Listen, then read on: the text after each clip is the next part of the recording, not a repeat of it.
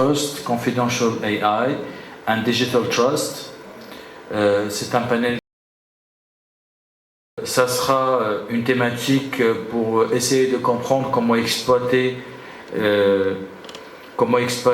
tout le potentiel de l'intelligence artificielle et du cloud, tout en garantissant la sécurité des données et la maîtrise des infrastructures critiques et la confiance numérique. Je suis ravi d'inviter M. Najib Awini, donc CEO et créateur de Deoki, s'il vous plaît. Également M. Faiz Jellouli, donc CEO d'Enforcis, et Dr Guermouch Soufiane, maître expert en économie politique. L'idée, donc aujourd'hui, nous, comme étant des experts d'IT, on va dire des techniciens, des gens de la tech, on comprend très très bien en fait l'idée qu'on doit avoir en fait la cybersécurité, on a toute cette culture. Mais j'aime bien aborder ce point de vue économique. Mais d'abord, j'aime bien poser la question, est-ce qu'il y a une batterie juridique en Algérie qui est fort pour protéger les entreprises des effets négatifs, disons, de l'IA? Merci. Avant toute chose, je tiens de remercier déjà le ministère par rapport à l'organisation de ce grand panel et la qualité des intervenants, des panélistes le matin et maintenant. Maintenant, vous savez que c'est un secret pour personne. C'est tout le monde qui connaît, c'est tout le monde qui connaît tout le monde par la révolution de la numérisation. Donc, on ne vit pas seul. Mais tout simplement, nous avons des murs en verre transparent. Donc cette valeur ajoutée maintenant, et quand on voit maintenant ce qu'il y a à la géopolitique mondiale, on voit que maintenant il y a une certaine tendance de recoloniser des pays énergétiques, des pays qui ont des ressources, par rapport à une violation numérique, par rapport à une violation de données. Donc, bien sûr, l'Algérie n'est pas des moindres, pour ne pas dire que l'Algérie a, ça c'est un secret pour personne, mais on doit parler du côté réglementaire, a une batterie juridique importante, mais on peut dire qu'on est dans une phase primaire, mais les choses s'accélèrent, on doit accélérer en parallèle. Donc, je vais être rapide. Donc, moi, j'ai réparti ça en 4 points. Il y a le cadre fondamental de la cybersécurité ainsi que les technologies numériques. Il y a le cadre économique et boursier, l'IA, le cadre juridique, et il y a des consignes des conseils du ministre. Donc, le cadre fondamental de la cybersécurité et la technologie numérique en Algérie, jusqu'à l'instant, composé d'une loi et deux décrets présidentiels. Une loi que vous connaissez pratiquement tous, c'est la 1807 qui a parlé de la protection des personnes physiques par rapport aux données numériques générées et qui a donné lieu à l'autorité nationale de protection des personnes, des données des personnes. Il y a après le décret présidentiel 23-149 qui est très important. Pour la première fois, on assiste. Bon, quand on parle de numéro d'un décret, bien, donc l'année, elle est en préfixe. 1807, donc c'est en 2018. Décret présidentiel 23-149 a donné lieu à la création du Haut Commissariat numérique. C'est très donc voici une avancée. Nous avons eu lieu au deuxième décret, c'est le 19-232, qui a précédé celui-là bien sûr, qui a parlé de la fixation de l'autorité nationale, de la sécurité des systèmes d'information, qui est sous l'autorité du MDN. Et avec ce qui se passe dans la géopolitique, maintenant, plus qu'hier, maintenant, j'adopte à ça, parce que là, il faut sécuriser ces données. Donc là, j'ai entendu parler d'une terminologie scientifique très importante. On a parlé de cloud chiffré, on a parlé de souverain, de zéro trust, on parle d'IA souveraine. Tout ça actuellement, on est obligé d'arriver à cette phase-là. Donc, premier point. Deuxième point, je parle d'un cadre économique et bancaire. Donc, on parle de la loi 23-09. Enfin, on est arrivé maintenant pour une question c'est la loi monétaire et bancaire. On parle maintenant du dinar numérique. Donc, on va petit à petit essayer de se mettre à la mode mondiale. pour ne pas être en retard. On est dans un train, on peut pas rester en retard parce que le train ne va pas nous attendre. Troisième point par rapport à l'IA, donc actuellement en Algérie, il n'y a pas de cadre juridique. Moi j'ai dit IA, cadre juridique, il n'y a pas de cadre juridique. Il y a des orientations pour l'instant. Il y a un arrêté 17 août 2025 qui prépare un cadre juridique par rapport à ça. J'espère qu'on arrivera à faire des propositions par rapport à ce cadre juridique. Je pense que les ressources sont là, les éléments sont là pour une recommandation souveraine. Parfait. Dernier point, pardon.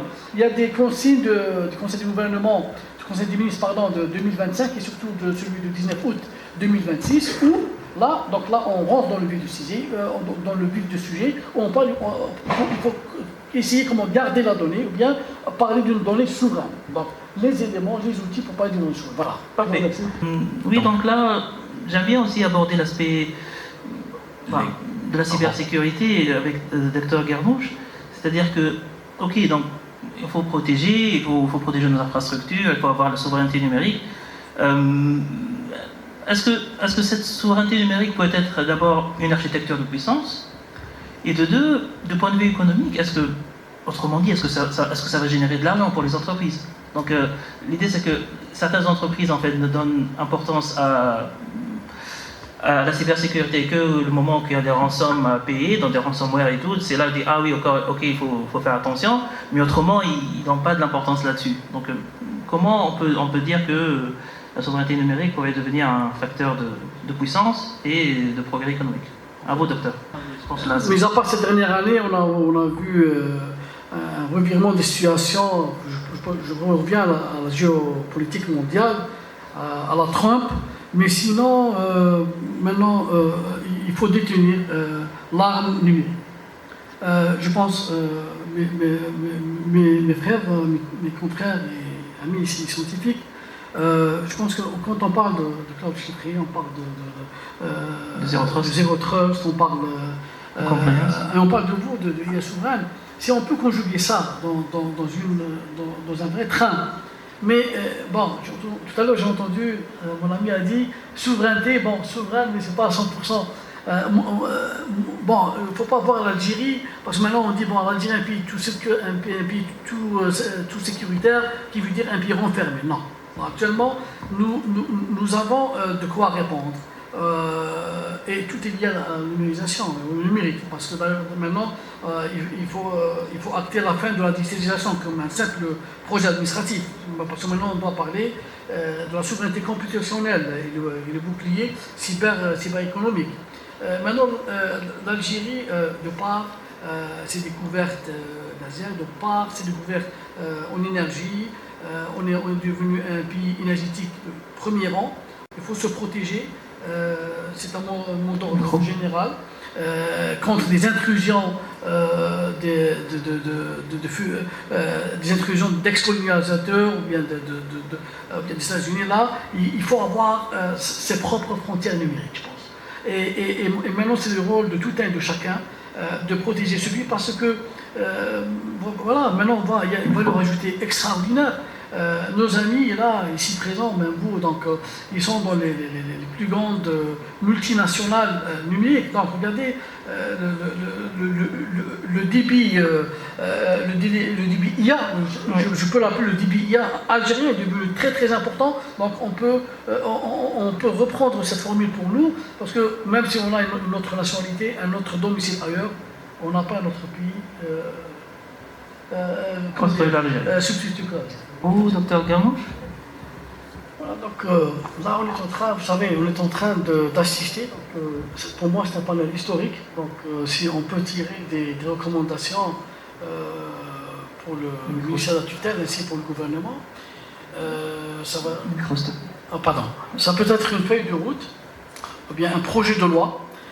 Parce que là, la cybersécurité n'est pas un coût de progrès, mais c'est le prix de l'indépendance d'un pays qui va vers une puissance numérique.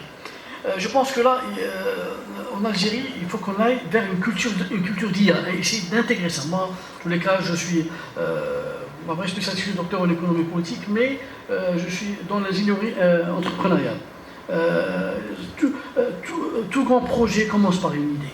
Il peut émerger à travers des spécialistes, à travers des gens qui ont de l'expérience ici en Algérie et ailleurs. Pourquoi ne pas capitaliser ces expériences en Algérie et aller vers une culture d'IA en Algérie? Commençant, comme l'a dit notre ami, lui, il investit dans la formation, il est venu pour la formation, oui, c'est le premier socle d'une grande nation. Je dirais, pour moi, il faut ancrer l'IA même aux enfants au niveau primaire et aller vers ce qu'on appelle, il y a plusieurs types d'inventions, on va aller vers une invention incrémentale, qui veut dire essayer de redupliquer. L'invention incrémentale, c'est reprendre quelque chose dans notre écosystème avec des données de l'écosystème actuel.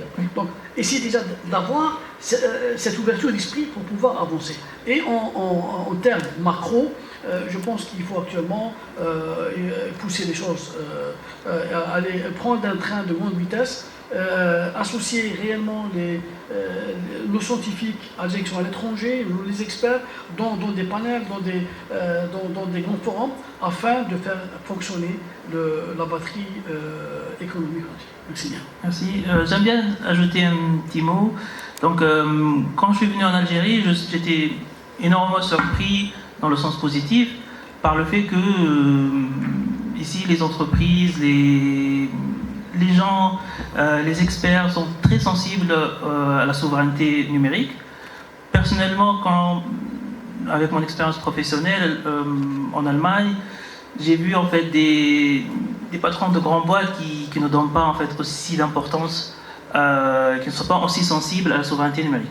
Donc pour eux, c'est juste un service, ils payent et c'est tout, et au revoir. Donc pour eux, qu'est-ce qui va se passer avec les données? Ils ne réfléchissent même pas à ça.